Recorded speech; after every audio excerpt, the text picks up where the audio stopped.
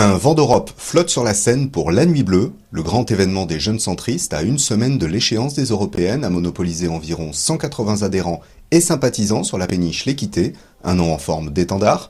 L'entrée ne coûtait pas bonbon, une quinzaine d'euros pour faire la fête avec la majorité présidentielle et savoir ce qui unit la jeunesse et la construction européenne. Au nouveau centre, on va faire élire pour la première fois Damien Abad, qui a 29 ans, c'est-à-dire un jeune au Parlement européen. Il n'y a jamais eu en réalité, dans tous les partis politiques, un jeune qui vienne bâtir l'avenir avec les autres eurodéputés. C'est pas pour aider les jeunes, c'est pour montrer que les jeunes peuvent participer à cette aventure. Et puis, ça mène un souffle nouveau.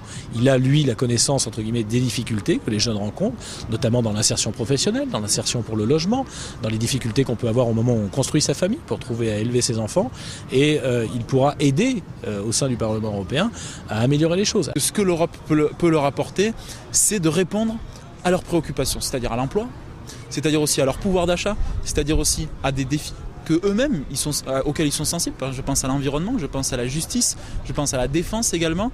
Malgré l'objectif festif de la soirée, un entracte a été aménagé afin de permettre aux élus présents de s'exprimer. Hervé Morin, Damien Abad, mais aussi Michel Barnier et bien d'autres. Notons également la présence de Benjamin Lancard, président des Jeunes UMP, et de Laurent Chouteten, président du IEP. Entre deux coupes de champagne, le message reste clair. À 8 jours du vote, pas question de lâcher la bride. Autre modèle, ce modèle formidable qui est le projet européen, et bien que ce modèle, il s'adresse d'abord et avant tout à la jeunesse du pays. Et c'est ce message-là que nous avons voulu faire passer. Et donc cet idéal-là, eh bien il vous reste 8 jours pour le communiquer à tous vos copains pour aller s'investir et faire campagne. Voilà. Prenez le pouvoir qu'il y a en Europe, parce que je vous garantis que ça vaut la peine, je vous garantis que c'est le plus beau projet que nous avons. Et nous, qui sommes jeunes, eh bien, on doit avoir ça dans la tête. Nous avons besoin, Hervé vous l'a sans doute dit, qu'on maintienne la pression jusqu'à dimanche. Ne vous laissez pas bousculer ou intoxiquer par des sondages, même s'ils sont encourageants, c'est mieux ça que le contraire. Les sondages, c'est comme la météo, ça vient, ça va.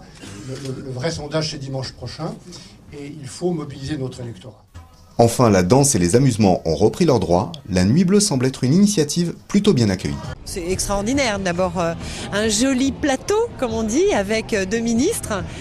C'est très agréable. Des personnes pleines d'énergie et l'envie de transmettre un vrai message d'espoir, d'espérance et une vraie foi sur l'Europe. Moi, j'ai trouvé que cette soirée était magique dans cette capitale, Paris, qui est tellement belle.